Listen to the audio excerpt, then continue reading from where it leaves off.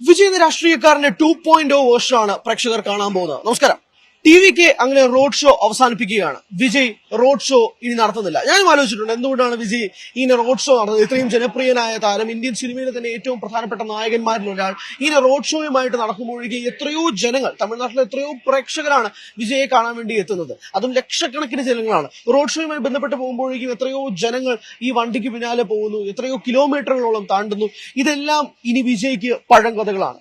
കരൂർ ദുരന്തം സെപ്റ്റംബർ 27 ഉണ്ടാക്കിയ ആ ദുരന്തം, 41 പേരുടെ ജീവനെടുത്ത ആ ദുരന്തം വിജയെ ചെറുതായിട്ടൊന്നും അല്ല അലട്ടിയിരിക്കുന്നത്. വിജയ് എന്ന രാഷ്ട്രീയക്കാരന്റെ അധപ്പതനം എന്ന രീതിയിൽ പോലും മറ്റ് രാഷ്ട്രീയ പാർട്ടികൾ തിരുത്തിക്കുറിച്ച് അടിവരയിടുമ്പോഴാണ് വിജയുടെ രണ്ടാം വേർഷൻ ഇപ്പോൾ പുറത്തേക്ക് വരുന്നത്. നമ്മളിപ്പോൾ മനസ്സിലാക്കുന്നത് വിജയ് ഹെലികോപ്റ്ററുകൾ വാങ്ങാൻ ഒരുങ്ങുകയാണെന്നുള്ളത്. അതായത് റോഡ് ഷോ ഒക്കെ നിർത്തി പരിപാടികളൊക്കെ അവസാനിപ്പിച്ച് വിജയ് ഇനി പര്യടനം നടത്താൻ പോകുന്നത് ഹെലികോപ്റ്റർ മാർഗത്തിലാണ്. ബാംഗ്ലൂർ ആസ്ഥാനമായ കമ്പനിയിൽ നിന്നും 4 ഹെലികോപ്റ്ററുകൾ വിജയ് വാങ്ങാൻ ഒരുങ്ങുകയാണ്. ടിവിക്ക് എന്ന പാർട്ടി അതനുസരിച്ച് പുതിയ രീതിയിലേക്ക് മാറാൻ പോവുകയാണ്. ഇനി പ്രേക്ഷകരോട് പറയാൻ പോകുന്നത് ഈ ടിവിക്കയുടെ സമ്മേളനം ഇനി അവർ നടത്തുന്ന രീതിയെ കുറിച്ചാണ്. അതായത് ടൗണിൽ ടിവിക്ക് ഇനി സമ്മേളനം നടത്താൻ പോകുന്നില്ല. കാരണം അത്രയധികം ജനങ്ങളെ കുറിച്ചുള്ള മാത്രമല്ല ആശങ്ക, പല രീതിയിലുമുള്ള സെക്യൂരിറ്റി റീസൺസ് കാരണം ചെന്നൈ നഗരത്തിൽ ഇനി അവർ പര്യടനം നടത്തില്ല. ഇതൊന്നാണ് ടിവിക്കയുടെ ആദ്യത്തെ കാര്യം. പോയിന്റ് നമ്പർ 2, ഈ ഹെലികോപ്റ്ററുമായി ബന്ധപ്പെട്ട് ഒരു ഹെലിപാഡ് ആ സമ്മേളനത്തിന് തൊട്ടരികിൽ സ്ഥാപിക്കും. അതായത് എവിടെയാണോ സമ്മേളനം നടക്കുന്നത് അവിടെ ഈ ഹെലിപാഡ് സ്ഥാപിച്ച് അതനുസരിച്ച് വിജയ്ക്ക് ലാൻഡ് ചെയ്യാൻ കഴിയുന്ന രീതിയിൽ ആ ഹെലിപാഡിലേക്ക് വന്ന് ഹെലികോപ്റ്റർ ഇറക്കും. അത് സമ്മേളനം എവിടെയാണോ നിശ്ചയിക്കപ്പെടുന്നത് അവരൊരു ഹെലികോപ്റ്റർ ഫിക്സ് ചെയ്യും. പോയിന്റ് നമ്പർ 3, ജനങ്ങളെ 1 മണിക്കൂറിന് മുന്നേ മാത്രമേ ഈ സമ്മേളന വേദിയിലേക്ക് കയറ്റുകയുള്ളൂ. നമ്മൾ കണ്ടതാണ് കഴിഞ്ഞ ഒരുപാട് ടിവിക്കയുടെ സമ്മേളനങ്ങളൊക്കെ തന്നെ ജനസഹസ്രങ്ങൾ, ലക്ഷങ്ങൾ, കടലായിരുന്നു നമ്മൾ കണ്ടുകൊണ്ടിരുന്നത്. അങ്ങനെ ഒരു സാഹചര്യം ഒഴിവാക്കി ജനങ്ങളുടെ സുരക്ഷ മനസ്സിലാക്കാനും കൂടി വേണ്ടിയിട്ട് വിജയും ടിവിക്കയും ചേർന്നെടുക്കുന്ന തീരുമാനമാണ് സമ്മേളനത്തിന് 1 മണിക്കൂർ മുൻപ് മാത്രം ജനങ്ങളെ അകത്തേക്ക് കയറ്റുക എന്നുള്ളത്. ആൻഡ് ഏറ്റവും പ്രധാനപ്പെട്ട പോയിന്റ് നമ്പർ 4, സമ്മേളന വേദിയിലേക്ക് വിജയ് 10 മുതൽ 15 മിനിറ്റിനുള്ളിൽ മാത്രമേ എത്തുകയുള്ളൂ. അതായത് സമ്മേളനം ആരംഭിക്കാൻ 15 മിനിറ്റ് മുമ്പ് മാത്രമേ വിജയ് എത്തുകയുള്ളൂ. നമ്മൾ നേരത്തെയൊക്കെ സമ്മേളനത്തിൽ കണ്ടിട്ടുള്ളതാണ്, ഒരു നീണ്ട പാത ഇട്ടിരിക്കും.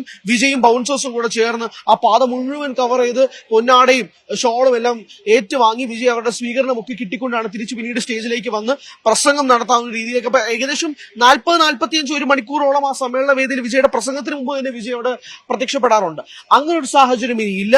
വിജയ് ഏകദേശം ഒരു 10 മുതൽ 15 മിനിറ്റത്തേക്ക് മാത്രമേ ആ സമ്മേളന വേദിയിലേക്ക് വിജയ് എത്തുകയുള്ളൂ. അങ്ങനെ ടിവിക്കയുമായി ബന്ധപ്പെട്ട കഴിഞ്ഞ ഒരു മാസത്തിനിടെ സെപ്റ്റംബർ 27 ഈ കരൂർ ദുരന്തം നടക്കുന്നത്. ഒക്ടോബർ 24 ആയുള്ളൂ. ഈ ഒരു മാസത്തിനിടയിൽ ടിവിക്കയ്ക്ക് ഉണ്ടാക്കിയ ക്ഷീണം ചെറുതൊന്നുമല്ല. പ്രത്യേകിച്ച് ജനങ്ങൾക്കിടെ 41 പേരുടെയും കുടുംബാംഗങ്ങളെ പോയി വിജയ് കാണുകയും അല്ലെങ്കിൽ വിജയ് അവർക്ക് രീതിയിൽ ധനസഹായം നൽകുമെന്ന് ഉറപ്പ് നൽകുകയും ചെയ്തിരുന്ന പശ്ചാത്തലത്തിൽ വിജയ്ക്ക് ഒരുവിധപ്പെട്ടതിലുള്ള ഒരു കറുത്ത ബാഡ്ജ് മാറിക്കിട്ടിയെന്ന് വേണം തന്നെ പറയാം. എന്നാൽ പോലും ടിവിക്കും വിജയ്ക്കും ആ ക്ഷീണമുണ്ട്.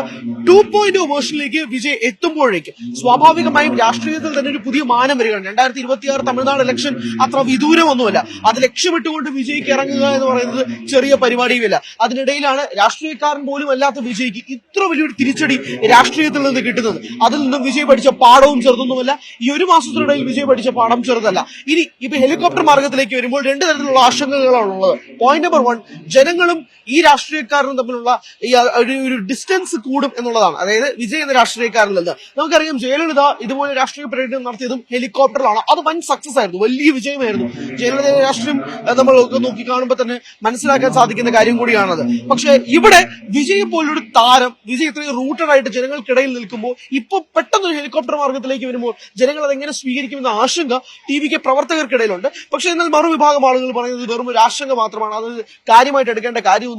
ജനങ്ങൾക്കത് മനസ്സിലാകും. കൂടുതൽ ജീവനുകൾ പൊലിയുന്നതിനേക്കാൾ എത്രയോ നല്ലതാണ് സമ്മേളനങ്ങൾ നടക്കുകയും ചെയ്യും, കൃത്യമായ സുരക്ഷ നടക്കുകയും ചെയ്യും. അതനുസരിച്ച് ഹെലികോപ്റ്റർ മാർഗത്തിൽ വിജയ്ക്ക് വന്ന് ഇറങ്ങുകയും ചെയ്യും. എന്തായാലും ടിവിക്ക് ഇതൊക്കെയാണ് മുന്നോട്ട് വെക്കുന്നത്, വിജയും ഇതൊക്കെ തന്നെയാണ് മുന്നോട്ട് വെക്കുന്നത്. 2026 തമിഴ്നാട് ഇലക്ഷൻ അത് തന്നെയാണ് വിജയ് ഏറ്റവും കൂടുതൽ ഉറ്റുനോക്കുന്നത്. BJP-യിലേക്ക് പോകുമോ, അങ്ങോട്ടേക്ക് മാറുമോ, ലയനം ഉണ്ടാകുമോ, ടിവിക്ക് സ്വതന്ത്രമായിട്ട് നിൽക്കുമോ തുടങ്ങി നിരവധി ചോദ്യങ്ങൾക്കിടയിൽ വിജയ് ഒരു കാര്യം കൂടി ഉറപ്പുവെക്കുകയാണ്, ടിവിക്ക് സ്വതന്ത്രമായിട്ട് നിൽക്കും. ഈ സമ്മേളനം എല്ലാം കൂടി ഇങ്ങനെ രീതിയിൽ പ്ലാൻ ചെയ്യുമ്പോഴേക്കും കാര്യം വ്യക്തമാണ്. വിജയ് എന്ന പാർട്ടി, വിജയ് എന്ന വ്യക്തിയോ ടിവിക്ക് എന്ന പാർട്ടിയോ BJP-യുമായി ലയിക്കുന്നില്ല എന്നത് തന്നെയാണ് ഈ ഒരു പുതിയ മാനദണ്ഡത്തിലൂടെ വ്യക്തമാകുന്നത്. അതുകൊണ്ട് തന്നെ ടിവിക്ക് ഒറ്റയ്ക്ക് നിന്നുകൊണ്ട് എങ്ങനെയാണോ ഇത്രയും നാൾ സമ്മേളനം നടത്തിയത് അതിന്റെ ഒരു പുതിയ വേർഷൻ എന്ന രീതിയിലായിരിക്കും ഇനിയും രാഷ്ട്രീയമായി മുന്നോട്ട് പോവുക.